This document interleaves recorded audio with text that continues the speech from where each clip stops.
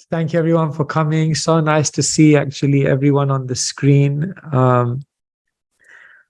After Maharaj departed in March, then I was kind of thinking what to do. I had kind of two options. I was thinking maybe I'll stay in Vrindavan for some time and maybe just go quiet and just go under the radar and just try and digest it all. And then I was thinking option B is that I just kind of get out there and start traveling and try and share and serve. And so I was kind of just meditating on it for a couple of days. And then I just kind of made a decision. I think in the spirit of Maharaj, you should just go out and travel. And so I kind of started traveling straight after March. And it's actually been really, really beautiful, really, really busy as well.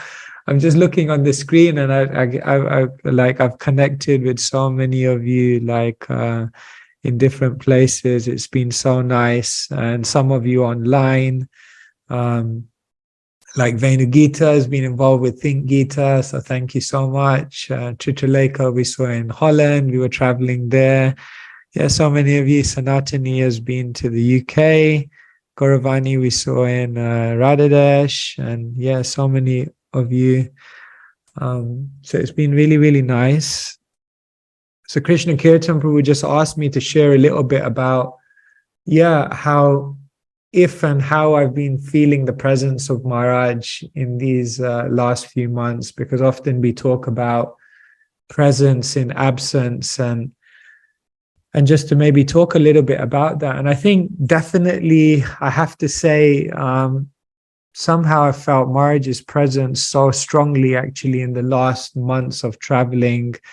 Firstly, because we've been to so many places where Maharaj was, where he gave his heart to the devotees. I was just in Switzerland, and all the devotees there, we were in the Bhakti retreat. Some of you may have come there before in the mountains, and everyone was really remembering Maharaj there, and His Holiness Satchidananda Maharaj was also sharing so much. So I've felt Maharaj's presence very, very much just by traveling to the places he was going to, and just by hearing from the devotees who have so many beautiful memories of him. One thing we were talking about with Satchidananda Maharaj is how to constantly be creating new memories in our life. And we were talking about past memories, and one thing I was reflecting on is how we should be as devotees learning from the past, but we shouldn't be living in the past. And so I was kind of discussing this with Satchidananda Maharaj, and he was saying that now he feels like he's creating more and more memories as he moves forward in life. He never just rests on his memories of the past, but he's always trying to go on newer adventures and break new territory and find Krishna in newer and newer ways. And therefore, you see, whenever you meet Satchidananda Maharaj, he's just like so enthused, excited, energized, and always empowered, because always creating new memories. I was thinking about how oftentimes we can easily become like prisoners of the past. Some people are prisoners of the past because in their life so many difficult things happened and traumatic things happened. And now it's almost like they're scarred by that, and it's very difficult to move on from that. And they kind of just reach a space in their life where they're very, very limited and very, very imprisoned by their past bad experiences. But I was also reflecting how we can also become prisoners of the past when we have very beautiful experiences, when we have very inspiring experiences, and when we have very positive experiences. Because sometimes we can become imprisoned by those past memories, beautiful memories, because we just kind of look at our life and we think it's never going to be the same again. It's never going to be like that again. And those past inspiring experiences somehow then become a limitation sometimes to us moving forward. Sometimes we're just in this kind of nostalgic mode of kind of thinking about how beautiful it was, but we don't realize that there's beauty still to come. Somehow part of our daily lives as kind of monks and going around sharing Krishna consciousness with others is like comforting people in their loss of people in their life. And one thing I always try to share with people is that life will never be the same. This person has left from your life. How will it ever be the same? Definitely it's going to be different. But what I try to say to them is that life will never be the same, but life can still be really, really beautiful. And so with Satchidananda Maharaj, I was just reflecting on this and trying to invoke that presence of Krishna, that presence of the spiritual master as we move forward in new adventures in our life. I've also been feeling the presence of Maharaj in another way, which I'll try to share with you. At first, I'll tell you a story of Maharaj and related to this. Once we were going to Vrindavan, not when Maharaj was there, I just told him I'm going to Vrindavan. And when I told him that, I was wondering what he'd tell me to do. So he told me a few different things to do. And one of the things he told me to do was go and meet Brahmananda Prabhu. Many of us, we heard him say either in a class or individually. He said, while Brahmananda Prabhu is there in Vrindavan, you should go and meet him and you should go and hear about Srila Prabhupada from him. So Maharaj told me to do that. So I went to Vrindavan, and then one day I went over to where Brahmananda Prabhu was staying with Garga Muni Prabhu. They were staying side by side at that time in rooms next to each other. And so we went to see Brahmananda Prabhu, and it was really, it was such an incredible meeting. Like for 3 hours, he just spoke about Srila Prabhupada and his love for Prabhupada. And he was just like a young boy reliving all his memories and his beautiful interactions with Srila Prabhupada.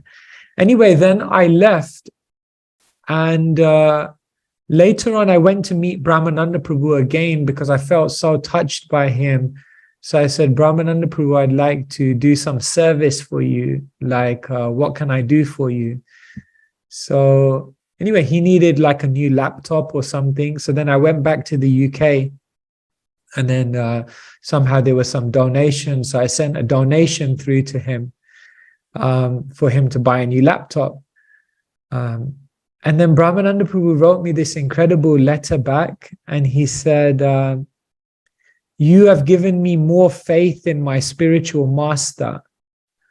And in this letter, I was like, he wrote that in the beginning. And then in the letter, he explained, he said, because Srila Prabhupada, he told me that in the future, many people will come to help you in your devotional service. Many people will, Prabhupada said to Brahmananda, many people will come to help you so that you can serve me better. And then Brahmananda Prabhu said, by you helping me, you've given me more faith in Srila Prabhupada, that Srila Prabhupada's words were true, and that what Srila Prabhupada actually said came to pass, that Vaishnavas are coming and they're helping me. And so I thought that was such a beautiful way to look at it, that one way in which we connect with our spiritual master and feel their presence is by seeing how everything they said, everything they predicted, everything they revealed to us actually comes to pass, and we actually see it. And one thing that I've really been seeing, because I also talked with Maharaj about this before he left, that, you know, how will I get ongoing guidance and how will I get ongoing inspiration? And he said, don't worry, like I've given you many different instructions, and in the future, many Vaishnavas will come to help. And I have to say, like, since Maharaj has left, at least physically, so many devotees have come forward, like mystically, just to help in different aspects of service to Guru Maharaj. And in that way, I just feel like Maharaj is still there, like he's still arranging all these individuals to come and assist and help, and just that he continues to speak through so many Vaishnavas. And in that way, I feel his presence very, very strongly. So yeah, in this way, I think how much it's been like 4 months now. So we're all kind of still coming to terms with things, but we're learning to find our feet. We're learning to walk. We're learning to, live with the reality that our spiritual master is not here, but also form new memories and break new ground and journey into the unknown and find newer ways to feel the presence of Maharaj. So yeah, and just one other thing I'll say is that I think what sometimes people ask me, what gave me most faith in Kadamakananda Maharaj? That's an interesting question to ask. And if we would do that on the call, it would actually be really interesting to ask you, like, what gave you the most faith in your relationship with your spiritual master? But for me, and maybe you guys can think about that, maybe some devotees can share later on. But for me, what gave me most faith that Maharaj is my spiritual master is that whenever he gave me an instruction and I followed it, it always worked. It's like it's never not worked. It's always worked, even when I couldn't understand how it would work, even when I didn't feel I could make it work, even when I felt like I want to do something, I got a different idea of how to approach this. And that for me was just like always the confirmation. And so I feel like every day is an opportunity to still again reconfirm that yes, Maharaj is there, and he's just by trying to live out those things. It's really on my mind at the moment because Maharaj started this CC book, and of course he wanted that to be finished. So I wrote to Burijan Prabhu about a month ago, and I was like, Burijan Prabhu, I have to begin with this because like it's such an intimidating service. Like Maharaj had all these deep realizations about the CC, and he never actually put pen to paper in terms of actually writing, but he just gave ideas, obviously, and a lot of content. And so it's like the most intimidating service at the moment to try and move that forward. But I just reached out to Burijan Prabhu, and he's been so amazing, going back and forth, like helping. I spoke to Krishna Kshetra Maharaj in Switzerland, and he's been amazing, giving his insight. I spoke to Keshori Mataji in the BBT, who's like an incredible editor, and she's agreed to help. And just by discussing with all of them, it almost starts becoming a reality, like, yeah, we can move this forward, we can really do this. And just feeling so connected with Maharaj through that endeavor to move this forward. So I guess, yeah, just in the beginning of this talk, I wanted to just share that with everyone, that let's make new memories and let's not be prisoners of the past. Let's remember the past, the beauty of the past, the inspiration, and let's now bring that into our life and create new interactions with the spiritual master. I think that's very, very much possible and very, very much needed. One time the devotee said to Prabhupada, it's not like the good old days. And Prabhupada said, there's no good old days in Krishna consciousness. There's always newer and newer days in Krishna consciousness. So let's cherish the beauty of what we received, and let's go forward and create new memories. Today, I just wanted to share 3 things with you. The 3 C's. Maharaj once said to me, actually, he said, why you always use acronyms, you always use these letters. he says, if you keep on doing this, when I give you sannyas, I'm going to call you His Holiness ABC Swami, because you always use letters. But he was he liked it as well, I think. So I'll use it for his pleasure. Hopefully he likes it. But I was thinking of 3 C's that I think are really, really important to build like a powerful spiritual life. And those 3 C's I'll just say are: number 1, consistency; number 2, coaching; and number 3, community. And Maharaj really stressed these 3 things to me throughout our interactions again and again. It was interesting, whenever I used to meet Maharaj for a personal kind of catch-up, if I think about it now, actually, it's very, very interesting that he actually said the same things to me practically every single time. Sometimes I talk with devotees about how learning in spirituality is not like linear. It's not like learning more and more and finding newer and newer things. There is a sense of that.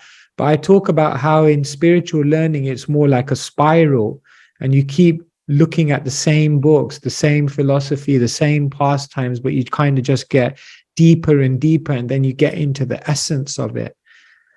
And so when I think of every time I met with Maharaj over the years to speak about life and where we're going and what we're doing and what's going to happen, it was almost like we talk about the same things, but every time it would be a little bit deeper. And I have to say, every time it would become a little heavier as well. And every time it would become a little bit more demanding. But these 3 things would always come up again and again and again. Number 1, like consistency. He would always tell me, like, just relax. You know, like if something would be going wrong, like a failure, he would just be like, just relax. It's okay. It's everyone fails. Everyone stumbles. And on the other side, whenever there would be a success and I would come, we'd just be like, relax. It's okay. It's you got some success. Just carry on. And I always found with him this mood of just being consistent in what you're doing, that from day to day, there'll always be failures. There'll always be setbacks. There'll always be some slip-ups. And on the other side, there may be some breakthrough. There may be some amazing revelation. There may be an achievement. But to remain sober in both of those, to not be discouraged and not be overexcited in the other experience of success, and to remain like really, really consistent in spiritual journey, I think that was really a theme that he talked about more and more. I feel like in his life, he was so consistent as well. Like he'd consistently show us through his own example how to keep taking shelter of the process. He'd consistently travel, like he had his circuit through the year that he'd come back to, like again and again and again, year after year, consistently giving himself to the devotees. Consistency is really something that I've been thinking about, like how to stay consistent in my dedication to whatever he told me to do, because he was always saying that if you stay consistent, then over years, it's like, if we remember, he used to give that example of the sweet rice and stirring it, and he would say, just stir it and be consistent on a steady flame, and it would just get thicker and thicker and sweeter and sweeter. And so, I really think about that a lot nowadays, like how to stay consistent and creative, but consistency is the underlying theme.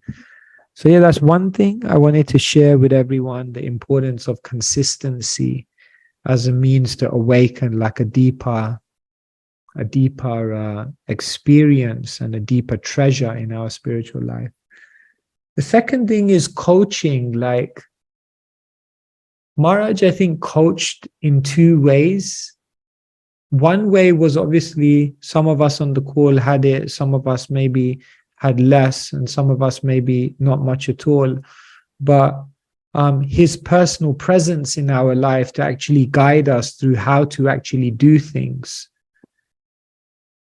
That is a really, really important part of spiritual life. And Bhaktisiddhanta Saraswati Thakur, he actually says in a very famous quote, he says, how much can a platform speaker do? Like, how much can they actually solve the problems of their audience just through a microphone on a platform? He said, rather, what's more important than platform speaking is personal coaching and getting down and really being with someone and helping them on an individual level. And I saw that Maharaj personally did that with a lot of devotees. But oftentimes what he mentioned to me was that there are things I'm telling you to do that I can't personally coach you in because I don't have the time, I don't have the scope. And in his humility, often said, sometimes he said, I don't even know how to do some of these things. But what I want you to do is find out people in your life who can coach you to fulfill the instructions that I'm giving you. And therefore, he always encouraged me to find coaches, find mentors, find other people who could help me. In fact, when I was coming to Vrindavan last Kartik,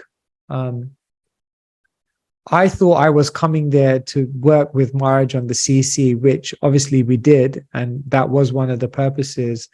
But at the end of the trip, at the beginning of the trip, when I arrived, he said, actually, one of the reasons why I brought you here is I just want to connect you to many, many beautiful and amazing Vaishnavas.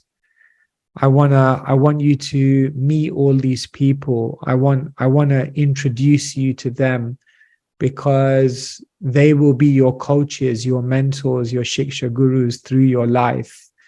And many of the things that I've asked you to do, but I haven't coached you in, they will personally come and help you to do that. And so I felt really, really touched by that. And now I can see that those individuals who are actually helping us to become empowered and equipped to follow the orders of our spiritual master, they are actually representatives. So now when I see these Vaishnavas, I don't just see that, oh, here is a person who's helping me, but in them I see Maharaj, I see his presence, I see, like his love. Like now we're working on this CC book and being in contact with His Grace Burijan Prabhu, who Maharaj had like a real affection for. Like, I don't just see that, okay, here is Burijan Prabhu is helping with this book, but I actually see like Maharaj is there. When I speak to him, I feel like, oh yeah, that's Maharaj, coming through what he says. So it's very, very beautiful. So yeah, I'd really encourage that as well, that we find coaches, like we try to connect with as many devotees as possible. And the third thing is community. When I first met Maharaj, I was living already at the manor for 8 years. And I guess I was in a stage where I wanted to be like adventurous. And so when I connected with Maharaj, one of the first things I was saying to him was like, I want to leave the manor. I want to go around to another temple. I want to go to a place where nothing's happening. I want to be a pioneer. And Maharaj, he appreciated that spirit. But every single time he would tell me, no, just stay at the manor. Stay in this community. Learn from the Vaishnavas. Get their mercy. He said, in this community, you can learn and nourish yourself in such a powerful way. And then what will happen is that naturally in the future, you will venture out from this community. That's going to happen. But what will happen is if you stay here for some time learning from them, then in the future, when you do, you'll have much more to give, because you will have been invested with the blessings, the knowledge, the spirit of all of the devotees in this community. And so I never really, it was difficult because I was kind of a restless. I wanted to do something adventurous, but he always told me to stay in that community. And now, sure enough, I've been kicked out of that community by the vows of the ashram. I'm moving nowadays. But I really feel that that community really nourished me and invested in me. And in Mahabharata, it said that it takes a whole community to bring up a child. And so I think where we can find community, Maharaj also used to regularly speak about the community of love, and finding a community of love that you can nurture your spiritual life within. And often I think we all struggle with this because, ISKCON is a big world, and there's many worlds within the world of ISKCON. And sometimes we struggle to find a community or a sangha that we really connect with. But I think finding that sangha is such an important part of our journey.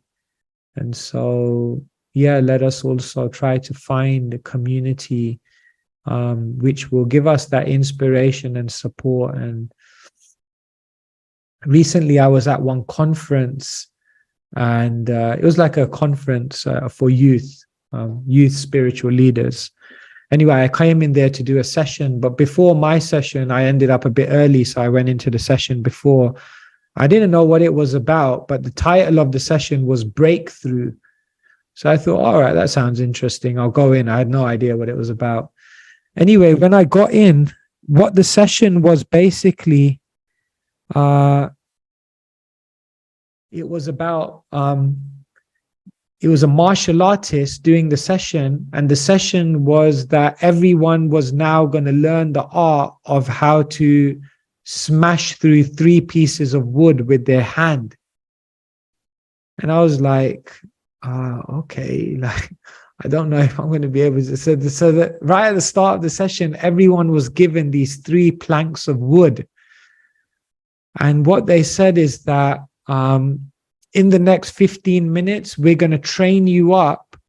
And by the end of this, you're gonna with your hand, you're gonna do the Bruce Lee thing and like break through these 3 pieces of wood. And I'm like, okay, I'm not quite sure how this is gonna happen. But anyway, we did it, and it was very, very interesting. And what it was is, it was the main aspect of the thing was that when you create an energy in the room, then you can do anything. And so like everyone was coming up, and like the whole crowd was getting behind you, like, yeah, okay, you're going to break through it. You're going to break through it. And there was cheering, and then you just break through it, and it works. And it was really interesting because it really shows the power of having supportive community around you, cheering you, like giving you faith and giving you hope and giving you encouragement. So let us also try to find that Vaishnav Sangha where we can benefit from that. So here we go, the ABC Swami with 3 C's, consistency, coaching, and community. And I think if we try to create these 3 things in our life very, very strongly, sky's the limit, and potential is unimaginable. And I think if we do this, we'll be able to create newer and newer memories, newer adventures, journey into the unknown. So yeah, there are some thoughts. As I said, I'm not going to go into a long monologue here. But yeah, just to share that with you, and just to, I don't know if anyone wants to share anything. Maybe you want to put your hand up, maybe share on any of the points that I've talked about, or if you have a question, then I can try and take that. And yeah, maybe we can just have some exchange amongst ourselves. which I think would be pretty nice. So yeah, thank you so much. Yeah, Chitralekha, Hare Krishna. Hare Krishna Maharaj. Thank you so much. I was thinking that Guru Maharaj, he often said that we shouldn't be mediocre. We have to make something of it, do something extraordinary. And often he would also say, do something big. So this made me think there are some opportunities coming up.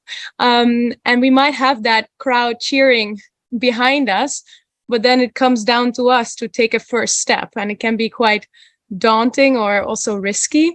So I was wondering, how can we be bold like Maharaj to take that step? Yeah, it's the mind is so limited. When I was doing this breakthrough exercise, then there was basically 30 of us in the room. So one by one, everyone was going, and I was towards the end. And it was amazing because like everyone was cheering. There was an amazing energy. And up till the point of me going up, no one had failed. Like everyone had done it. But there was still this voice in the mind saying like, what if I don't do it? What if I'm not able to break it? I'll look like an idiot, you know, like we have this narrative within our mind, which is very limiting. You know, Chitralekha, one thing I would say, which I think Maharaj embodied in his life, he said, or the way I see it, is that brave people are not ones who don't have any fear. Brave people are not people who don't have a fear. Brave people are people who have such a big purpose that it's become bigger than their fears. And therefore their fears kind of disappear because the purpose, the potential, the thing that you're aiming for has just captured your imagination so much that it's almost pushed out those fears. So oftentimes, if fears are blocking us in our life, it means we haven't fueled a purpose that's big enough. And so, just to be open with all of you on the call, naturally, when Maharaj told me, like, go into the renounced order, and we had that conversation, naturally, there was fear. But then the very next thing that Maharaj did is he started telling me, and when you do it, this is going to open up and that's going to happen, and this world of opportunity and these amazing experiences, and, you know, Krishna will appear in this way. And then it was like, he just told me to do this really heavy thing. And there's all this fear, but now he's just inspired me with all of this vision of what can happen. And after that, it almost felt like the fear was still there, but it wasn't like something blocking you anymore. So what I would say, Chitralekha, is just go out there and find something that just inspires you so much that you just kind of think like the fears disappear. I'll tell you another thing Maharaj said to me once. He said, you're constantly thinking about what will go wrong, but why don't you start getting excited about what could go right? And you know, he said that once to me, like in a really like a snappy way, like he kind of snapped at me, like frustrated. And I was like, yeah, I need to also just stop being so reserved, like to just take a risk. So, and here's another one, Chitralekha, like it's a risk to take a risk, but it's also a risk to not take the risk. Because the pain of failure is like uncomfortable, but the pain of regret is unbearable. So like if we don't do something and then later on we kind of look back at our life and we think, what if? Oh no, that's even more painful. If you fail, it's like you fail and you pick yourself up and you live to fight another day. But if you regret, it's like you can't do anything about it. That's the worst. So yeah, here, there's just some thoughts. And of course, we get faith because we know Krishna is behind everything. And whether it works out or it doesn't, it's already a success, just because of the fact that we've tried and given our heart. So yeah, some thoughts. Thank you. Yeah, Krishna Kaili, Mataji. Hi. Hare Krishna Maharaj. Maharaj, wanted to ask a question about, you said, living in the past. I'm still processing the grief of losing Maharaj, and when I go to a class, when I attend another class, I don't feel that inspiration that I had when Maharaj was here. So I know Maharaj also said that it's time for us to grow, because he was he was coming and we were getting the inspiration. But I'm also still processing the grief. So could you tell me how to process this emotion, and also how to get this inspiration without him here? Yeah.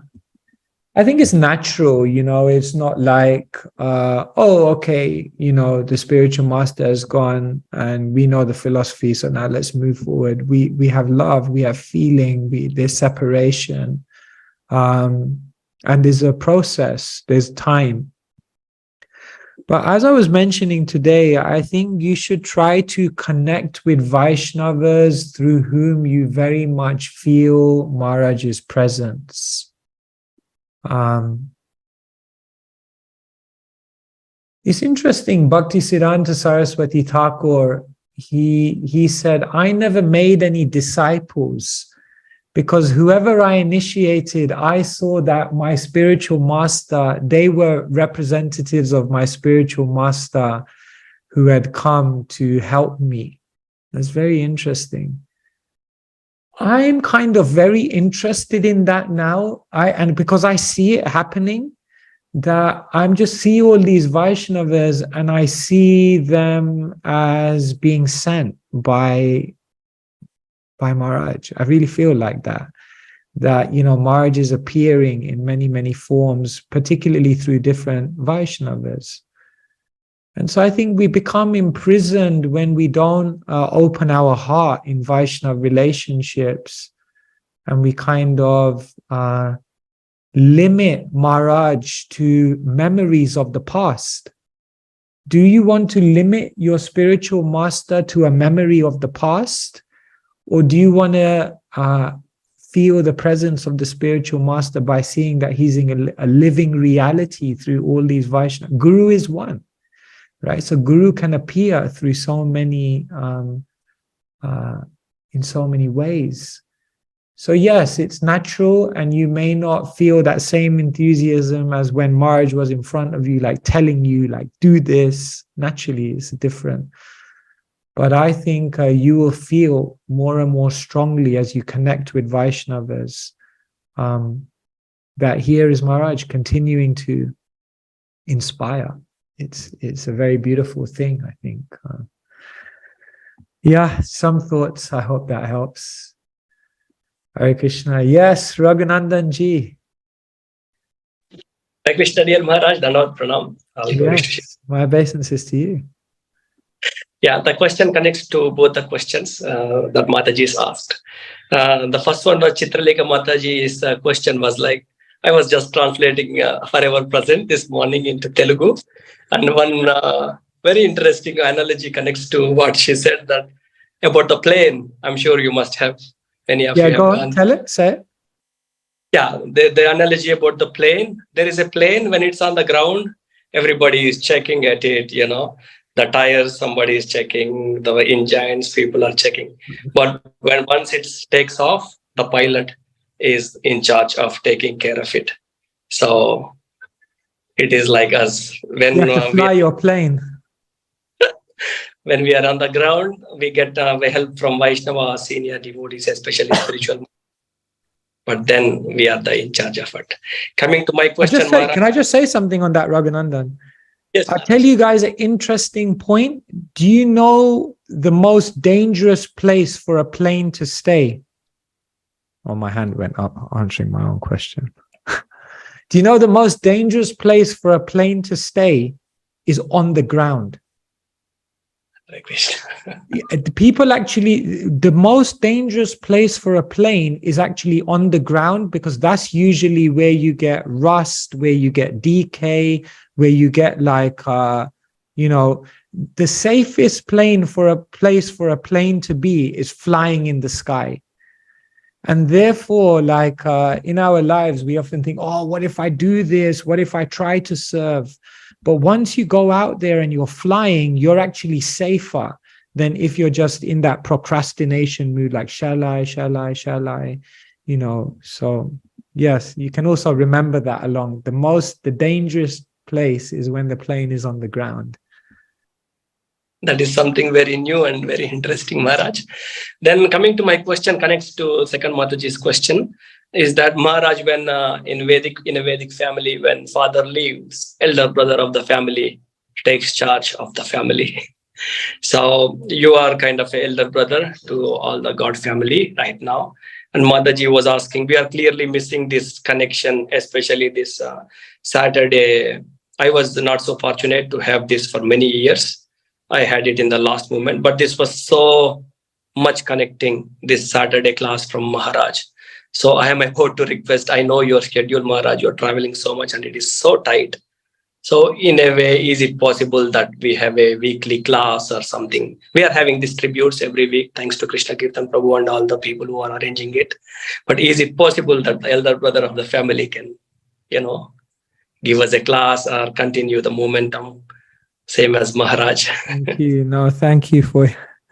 I don't know if I mean, okay, yes, I'm in the sannyasa ashram. Well, when I come here, I don't come as an authority.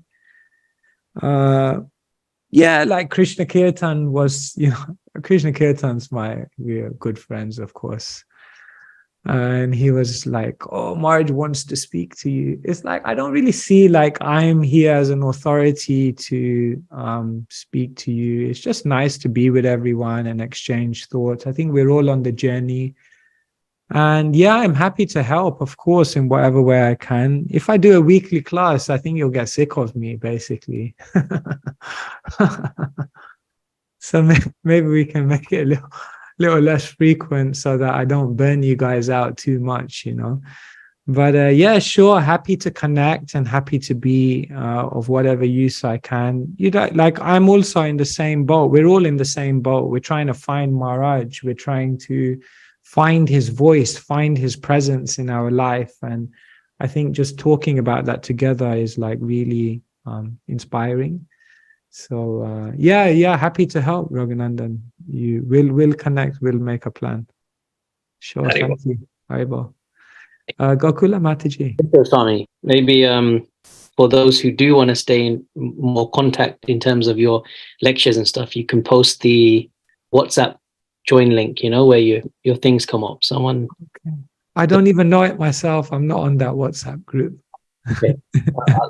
I'll yeah, see if you can. Yeah, there are lectures and stuff, so I'll try to share. Thank you, Raghunandan Prabhu. Yeah, Gokula Mataji. Hare Krishna Maharaj. Obeisances, Hare Krishna. Obeisances. I have been feeling Guru's energy so much in the last 3 months.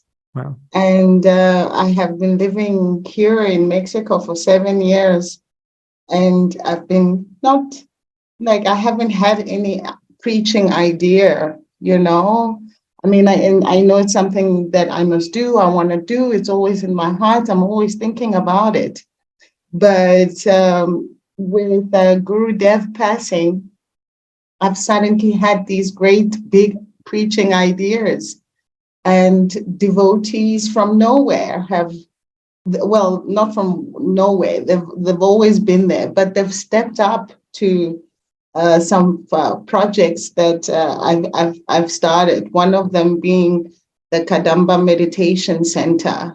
We've set up in Guadalajara, and we've had 2 wonderful programs where at least 100 people have come, and we're just having kirtan and serving prasadam. And of course, we have books for sale. And it's been wonderful to see the new faces, or people being interested in at least the kirtan and the spiritual part of it. And I feel Guru's hand in it so much, with such coolness, with such like, don't worry, it's going to be, we're going to get there, with such coolness. I mean, I feel him. And so it's been wonderful. I'm highly inspired. This project is big. We have a Facebook page called Kadamba Meditation Center. So if you can all follow it and give us your blessings, we're going to have monthly kirtans and hopefully some other events or some other activities as we go on. And then I just have a question, Maharaj. The Srimad Bhagavatam says that we have bodies, or Krishna has created bodies according to karma. And these our bodies and our karma place us in different planets, right, to serve our karma. Now, we all know, I'm starting out, I know and I'm accepting that there are aliens on this planet, and they are here. And I figured out they're from lower planetary system. But my question is, how are they traveling? If Krishna has put us all in different planets for our karma, and we cannot travel to other planets because we don't have the karma, we don't have the body, right? How are they traveling to in spaceships to come here? And keeping in mind that a long time ago, celestial beings were also traveling to this planet. So how are they doing it? How are they traveling? Wow. I don't know if I'm qualified to answer that question. What to say? Sometimes I feel like a bit of an alien myself, There is a book, Alien Identities and UFOs. I don't know. I can't remember who wrote that book. It was a devotee scientist. You can check it out, Alien Identities. Also, Bhakti Tirtha Maharaj does also talk about this in some of his books as well. Yes. I don't want to transgress what I know about this and claim to be an expert. So perhaps the best would be that I refer you to those books and say that ultimately the soul is being carried by the subtle body. And the subtle body, from birth to birth, it's being carried by the subtle body. And obviously the subtle body can transcend the limitations of time and space, often, beyond what physical bodies can do. And therefore we find this kind of transfer of living entities between different realms. But much more than that, I couldn't offer you. They used to have a game show in London. It was called Mastermind, and then you'd have to pick what your specialist subject was. And this is definitely not my specialist subject, so I don't want to transgress. Yes, Ananda Vrindavan Mataji has put Spiritual Warrior 1, so that might be a good place to look at. Yeah, I've heard and listened to Bhakti Tirtha Maharaj's lectures, and he confirms it, and he explains it well, why they're here, where they are, how they're coming through.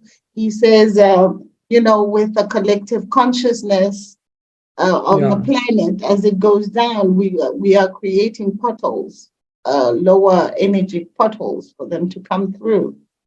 I understand that. I just don't understand the actual space traveling, like the moving from one planet to Earth.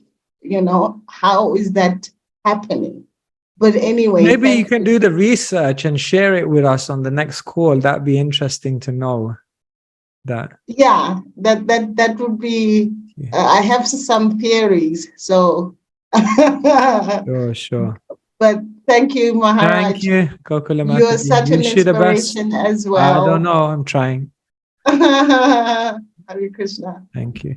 Actually, just everyone, I just wanted to share with you, with your permission, this letter that Brahmananda Prabhu sent to me, because I think it's such a beautiful what he wrote. So with your permission, I'll just share it.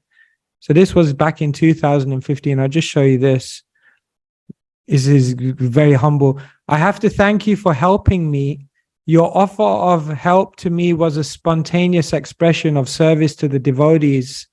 Devotional service to Krishna and Guru is well known, but service to Vaishnavas is also important, although not preached about much. And then this is the line. Srila Prabhupada once told me that in the future I would be offered help and that I should accept all offers no matter how simple. So by fulfilling Srila Prabhupada's prediction, you have made me more aware of Srila Prabhupada's mercy. So I have to thank you for that also. And anyway, and then he writes other things. But that I thought that was such a beautiful point, that devotees will come into your life and do things which confirm what your spiritual master said, and that makes you more aware of your spiritual master's presence and mercy. Is such a beautiful point. So yeah, just to share that with you. We're going to come to the hands. Krishna Kirtan, I know Krishna Kirtan is like, usually we're like 10 to 11 on the dot. So I'm happy to stick to that.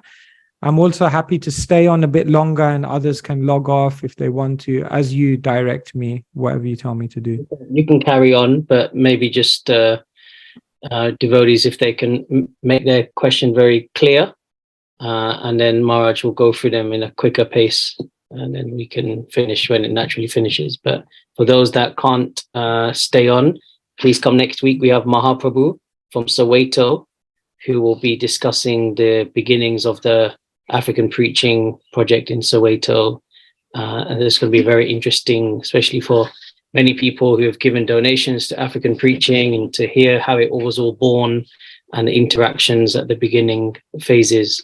And thank you for joining us today. But yes, Maharaj, please carry on. Sure. Adi Ganga, Haribo. Hare Krishna Maharaj, please accept my humble obeisances. My obeisances to you. So I have a question about what you were saying regarding consistency. I can start a project, even a big one, and I don't know whether it's my mind or whether it's Maya or both. It could even be aliens. But for some reason, I start to get obstacles. And, kind of they keep coming one after another, especially when I'm trying to do, something that I really want to do. So I've counteracted obstacle 1. I fought off obstacle 2. By the time it gets to obstacle 3, I run out of energy. And it's at that point my mind comes in and thinks, maybe I'm not meant for this service. Maybe, kind of there's something in me that I still need to develop before I do it. And then so I have a lot of half-finished projects lying around. So my question is, how do you counteract, kind of the initial enthusiasm and determination petering out in the middle? And how do you get over that? Because what I've been doing is not very successful. Yeah, it's funny you should mention this. I was just talking about this with Sachinandan Maharaj, and we were talking about something called the hero's journey. I don't know if you're familiar with this. I'm going to quickly share you a slide just to talk about this. I think it might be useful for you. Basically, if you see this, in the journey, if you look at the journey of any hero or heroine in their life, generally what happens is they all go through these stages. So what happens is they have a call to adventure, something amazing that they want to do or contribute or achieve or experience.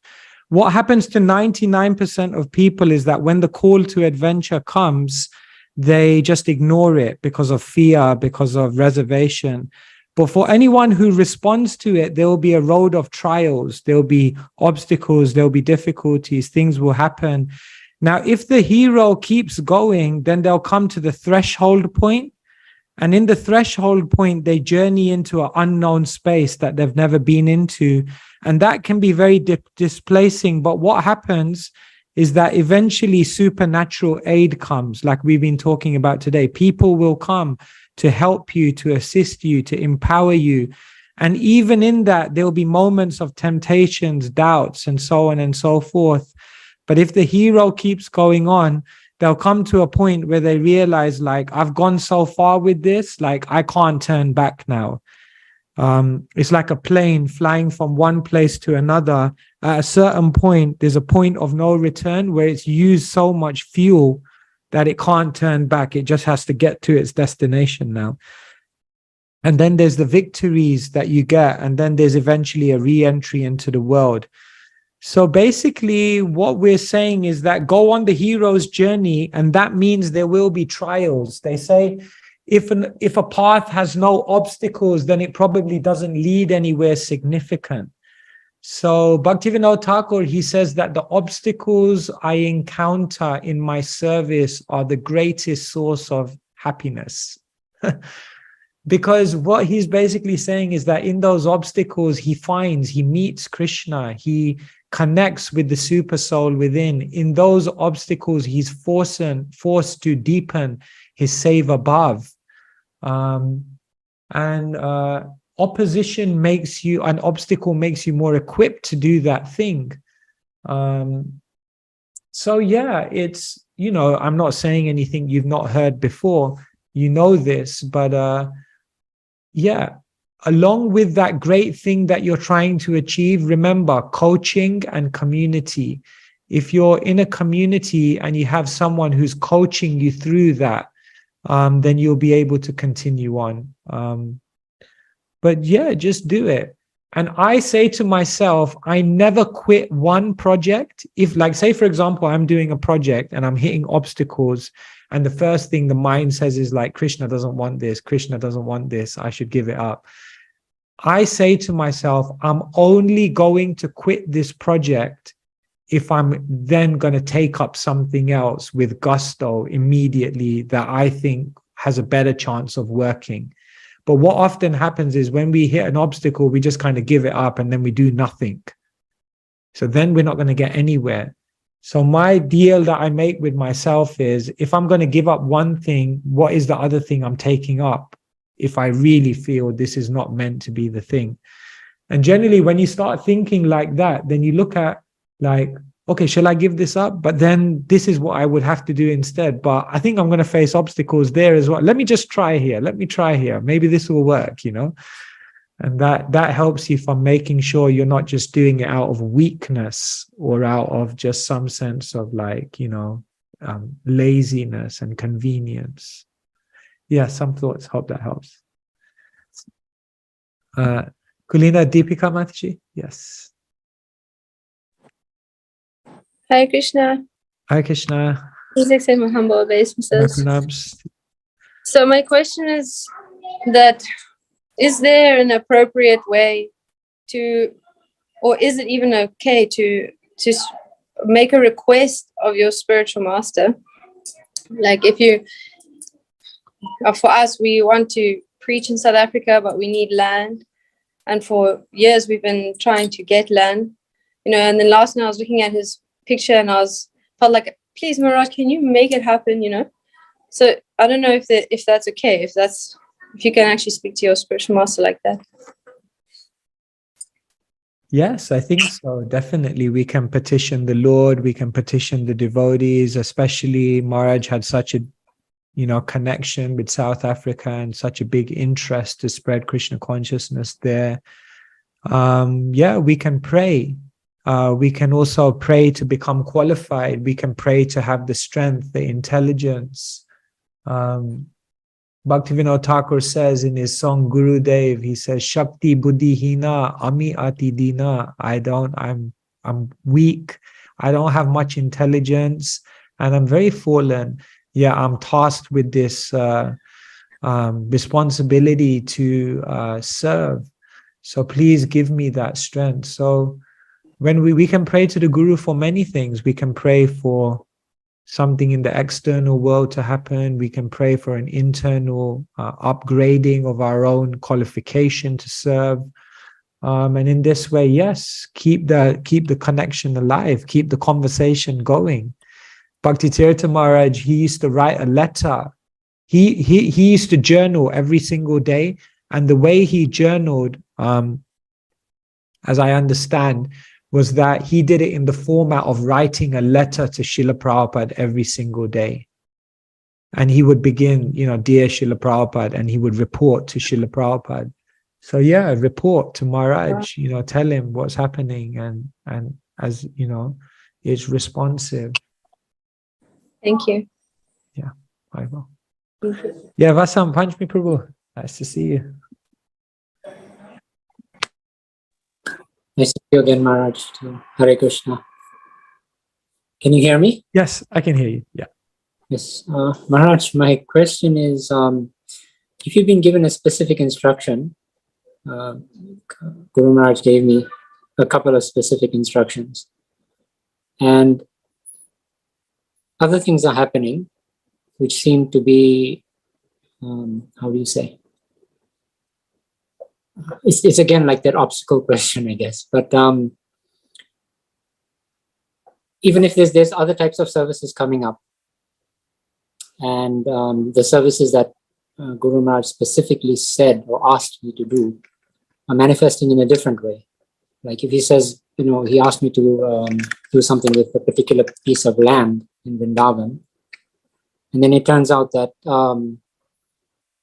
there's another piece in America, which is also a farmland, and it turns out that I'm going there. So I don't know how to, like, I always want to come back to the instructions that he has given, but I'm thinking that won't happen now, but it may happen in the future. But I'm kind of feeling a little Confused about what. Yeah. Yes, like exactly what I should be. See, it's like Basam Panchmi Prabhu, the spiritual master, Srila Prabhupada, his predecessors, and all of his followers have one desire, and that desire is that as many people in as powerful a way as possible have access and ability to practice Krishna consciousness in their life. We basically have to spread the Krishna consciousness movement in many, many different ways. Now, what happens is life is dynamic, things happen, things change, opportunities arise, climates, seem to change in different ways. And therefore, we have to be responsive. The instructions of the spiritual master are not meant to make you rigid. The instructions of the spiritual master are not meant to make you inflexible to the dynamic world that we're living in. But the spiritual master's instructions are meant to give you a focus. Now, how you get to that point, that you have to always constantly adjust. Therefore, I think in the first class I had given after Maharaj's disappearance, I mentioned the point that the spiritual master's orders can never be denied, but they may be delayed, because there's also sometimes a dynamic way and a time in which those orders and instructions will get fulfilled.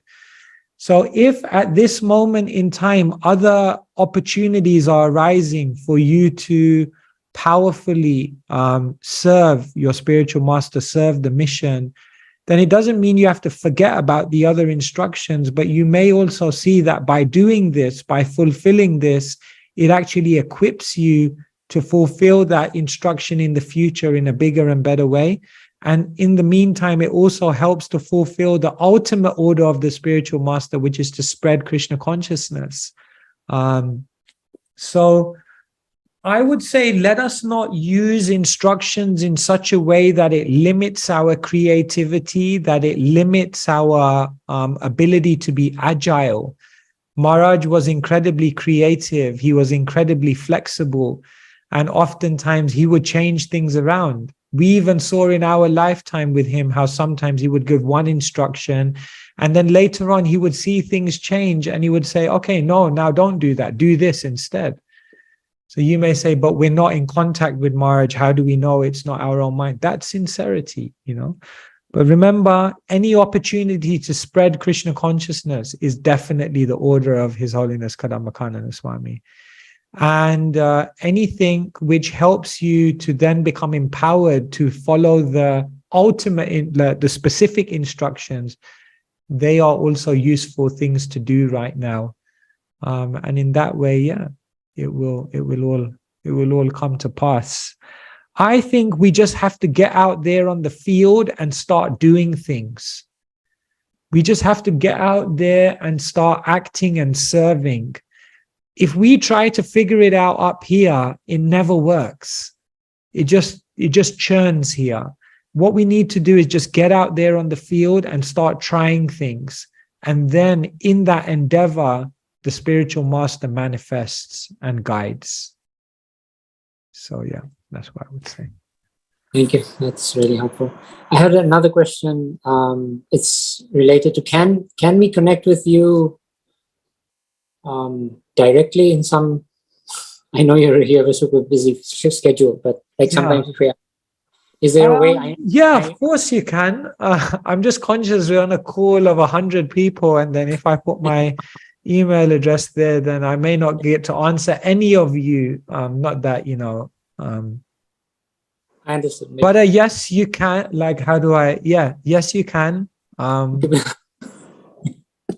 connect. We'll connect by some punch people. For sure. Thank you so much. Thank you. Thank you. Yeah, Radhika Anjali.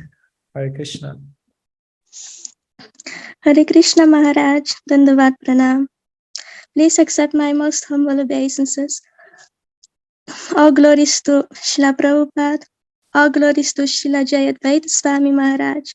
All glories to Gurudev Srila Kadambakanana Swami Maharaj. And all glories to you, Srila Svayam Bhagavan Keshava Swami Maharaj. Gurudev Srila Kadambakanana Swami is a truly exalted, pure devotee of Krishna. The way how he chants the holy name shows how merciful Sri Chaitanya Mahaprabhu is on him. Since he left this world, our relationship became more deeper. The supreme purpose has become more clearer. This short lifetime is really not all. So many lifetimes we are wandering here. By the grace of the spiritual master, we may understand the supreme truth. Simply by chanting the holy name, we are saved from this ocean of birth and death. My most humble obeisances are the lotus feet of Srila Kadambakanana Swami Maharaj Gurudev, and also on your lotus feet, Srila Svayam Bhagavan Keshava Swami Maharaj. And please, you have mercy on us, and please bring us closer to the lotus feet of our Guru Maharaj. Hare Krishna Maharaj. Thank you very much. Thank you, Radhika Anjali Mataji, for your eloquent offering. Thank you very much. My obeisances to you. Yes. I don't know about lotus feet. I've got big feet, but I don't know how lotus-like they are, but trying my best. Thank you. Thank you for sharing. Yes, Tattvadarshini Mataji, Hare Krishna. Hi, both. Yes, Can you hear me? Yes, you're driving. Okay. Yes, I'm driving home, so it's not so good with connection, but I try. Yeah, about your 3 points about this consistency, coaching and community. I'm one of those who didn't get coaching, and also the community was not always so cheering, like you said. But anyway, Guru Maharaj told me also once, I shall stay there till there's really one very clear sign where I have to go. And I also once I left, but it was not yet the time. So Shri Shri Radha 100, they brought me back. But what I learned now is really to step into my responsibility. I mean, first I had to learn to forgive, but now to step into my responsibility not to lament about what is not good about. And I was now a little bit wondering also, because there was before the topic about to not have fear by just doing, or also about this topic of taking up responsibility. What would you say is like a secret of how can I empower people to do the same, to step into in a fearless way in their responsibility and not to lament about what is not working? How can you empower others to do that? Is that your question? How to empower others to be fearless? Yes. Yeah. For me, you can only empower people to do things and embody a certain consciousness that you have yourself. Like when Maharaj told me to do things, even if they were very demanding, it was almost as though I couldn't say no because I was looking in the eyes of someone who had done this. And therefore, there was almost like there was no way out, you know? I said, every time I would say, no, Marge, but this, he would say, I was the same. I also had to go through that. I also had to, you know, like when he told me about sannyas, I was like, Marge is so uncomfortable. Like I'm young. And then, you know, there are so many people senior to me. And then they're bowing down. It's like really like, I don't want to be like, and he was like, I was the same. Like, I'm not a Prabhupada disciple. I had to manage Prabhupada disciples. I had to do that service. But for Srila Prabhupada's movement, we have to sometimes take uncomfortable positions. So what I realized is that because he had done all of those things and he had lived it, when he spoke, there was almost like there was no comeback, because here was someone who was the living example. So the first thing is we have to become fearless. We have to become bold. We have to become brave. And then when we tell others like, okay, let's do it. Let's go on this journey. They'll be like, yeah, I want to be, you'll instill that within them. So therefore I say you become fearless by being fearless. And life is short, you know, like let's just take up those opportunities that are there and really try and do something for Guru Gauranga. You know, we always think that in our mind that at the end of life, maybe you will come face to face with Kadambakanana Swami. And maybe then he will ask, like, what did you do? What did you try to offer? And then what are we going to be able to present? You know, at least even if we don't have any results, the saving grace will be if we can say, but I tried. Look at all of these things I tried. None of them worked, but at least I tried. That will be the saving grace. And that's what I often think in my life. I'm like, I don't know how many results I'm going to be able to show, but if I can at least say I tried, and that will be very good. So, yeah, become fearless by being fearless, and invest in yourself, you know. Yeah, I mean, your name, remember Maharaj, he would always say that you don't get a name by chance. Like so even your name, Tattvadarshini, is like, it's an interesting name, like someone who has seen the truth. It's like, they say you can't take the world to a higher place than what you've reached internally yourself. And therefore the Guru can take you to a very high place because he's reached a high place within himself. And so maybe in your name is also an answer to your question, that as we upgrade our own realization of the absolute truth, we become empowered to share that vision with others. How can we give people a vision that we've not seen ourselves? That is required. Anyway, these were some thoughts. I went round and round a bit. I hope some of it you can take away. Good luck with the teaching. Hare Krishna. Venugita, Hare Krishna. Hare Krishna, Maharaj. My heart is always so joyous to see you and to hear you and to be in your presence. So I had a bit of a lighthearted question. So in your relationship with Gurudev, was there anything you found most surprising about him? Anything in his living presence or even now after his departure that you've realized about him? That's a very interesting question. Is there anything in Maharaj's character that I became surprised about or found out later on that I didn't expect, that kind of thing? Yeah. I think what I saw in the ends, like years of Maharaj's life, was his very soft-hearted side, which I never connected with before. From day one, for me, Kadambakana Swami was like a lion, you know. He would speak to me. It was funny because I was taller than Maharaj. And oftentimes he would speak to me and he was always very emphatic often. And oftentimes I felt like when he was speaking to me, he was like squaring up to me as well, like about to have like a boxing match or something like.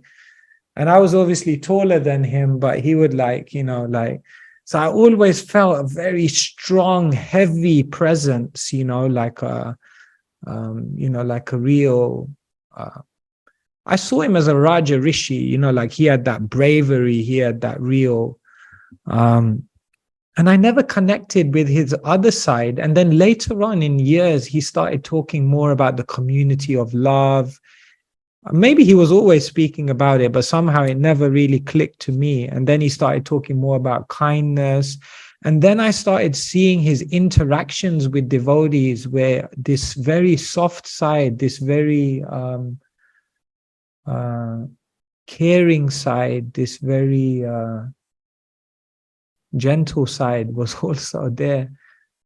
So I was saying to him once, you know, like, Maharaj, you speak about all these things, you know, I never related to you like this. And then we quoted a verse, Vajradapi kathaurani mriduni kusumadapi lokataranam chetam shi konu vigyatum ishvaraha.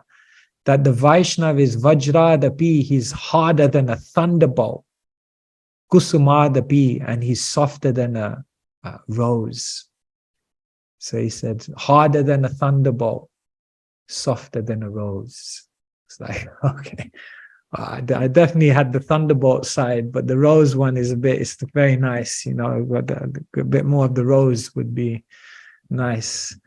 So yeah, that was, and then that really taught me a lot, you know, that, yeah, it's, both sides are important for the devotee. Like we say, a lion on the chase and a lamb at home.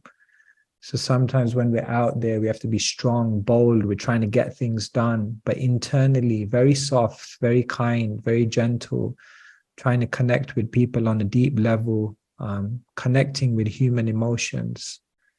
So yeah, later on, that's fascinated me about Maharaj.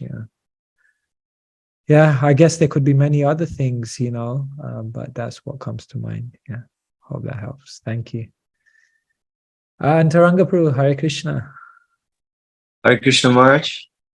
Please accept my humble obeisances. All glories to Guru Paranga. Taranga Prabhu and the boys are on an adventure through Europe, traveling Sankirtan, 10 of them, right? Where are you now? We are in Brussels at the moment in a yoga center, but unfortunately, the police stole our car, our whole van. Oh, they seized your car? Yeah, the police, because yesterday was like a King's Day something, like a king was actually in Brussels, and the parking was really, really weird, and we parked somewhere, and this morning we went on books and they just told our van. So, oh my God. So unfortunately,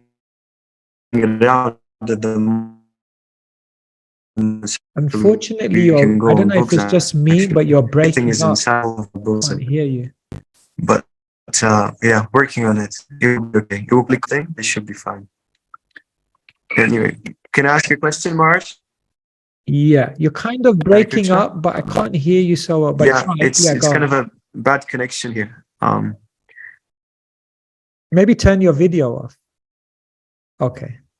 It just disappeared altogether. Hare Krishna? Okay, yes. Maybe turn your video Yeah, Hare off, Krishna. then you get more bandwidth. Okay. So my question is, I'm reading quite for some time also Indradyumna Maharaj's books about diary of a traveling preacher. And the one thing which these great Vaishnavas, our Guru Maharaj and many other Vaishnavas have in common is that they can witness a lot of miracles in their lives. And my question is, do they by their faith trigger the miracles, or do they attract those miracles? Or do they need to train ourselves to see those miracles? So how can we actually see miraculous events in our Krishna consciousness? Do we have to train ourselves? Or does it actually come by the mercy of Krishna and Guru and Gauranga? So I was just thinking about this lately, how we can actually perceive miraculous side of Krishna consciousness. Yeah, that's really a beautiful question. Thank you so much. I'll just make one comment and then I'll try to share some thoughts on the question. I think also seeing Krishna doesn't necessarily mean you have to be like a big preacher, do something groundbreaking. You know, Indradyumna Maharaj is just another level, you know. And sometimes we think, I'm not a big preacher, I'm not a big devotee, I'm not going to launch some groundbreaking initiative to change the world. I'm a simple pujari, someone may think. But just the first thing I want to say is that anyone can experience miracles, because miracles is not just about doing big things, making big risks, but it means giving the best of yourself. It's not about doing something big, it's about giving the best of yourself. And for different people, that will be different things. Definitely for you, you're a preacher, you're out there, you're on the road, and definitely to do something big in the preaching arena. And for others, it may be something different. So just to frame that on the call, because sometimes devotees think, I'm a small person, I'm just a simple person. What does it mean for me? You can also see Krishna. Krishna will also appear to you. And then what? How do we perceive those miracles? Is it that we do something incredible and then Krishna comes? Or is it that Krishna is always coming and that we just have to develop the eyes to see it? I would say it's both. Like Krishna is always there. Krishna says in the Gita, Yo mam pashyati sarvatra sarvam cha mai pasyati tasyaham na pranashyami sachame na pranashyati. Krishna says, for one who sees me everywhere and sees everything in me, I am never lost, nor is he ever lost to me. So Krishna is always there. Whether we reciprocate with Krishna or whether we don't reciprocate with Krishna, Krishna is always there, because the world couldn't go on without Krishna's hand. Krishna says, I'm the taste in water. That's a miracle in itself. I'm the light of the sun. That's a miracle, to see the sun, to see Krishna. So Krishna is definitely present everywhere. His miracles are present everywhere. And the more we tune ourselves to have that vision, generally Shastra Chakshush, through the eyes of scripture, then we will begin to see Krishna everywhere. But then it also stands that when you do more for Krishna, when you give more of your heart to Krishna, then Krishna gives more of his heart to you. Krishna gives more of his presence to you.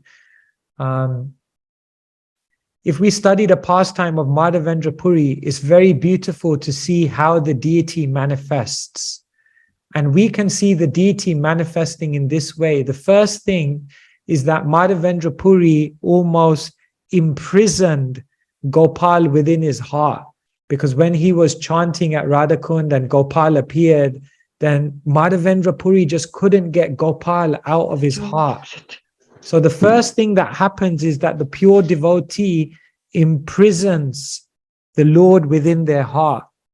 And then when the Lord is imprisoned within the heart of the devotee, then the devotee prays that, may I now be able to serve you, and may many others be able to serve you, And therefore the Lord, who's then in the heart of the pure devotee, being impelled by the desire of the devotee, then appears in the deity form to receive worship. But it said that before the Lord appears as the deity, first the devotee imprisons the Lord in their heart, and then the Lord is forced to appear as the deity to receive that worship. And so, yeah, for those who really take a risk, who really are constantly meditating on the Lord, who are constantly praying because they have some incredible thing that they want to do for Krishna, for them, Krishna will appear more and more, and Krishna will appear in weird and wonderful ways. Krishna will appear like Krishna appeared in the most unexpected form to save Prahlad.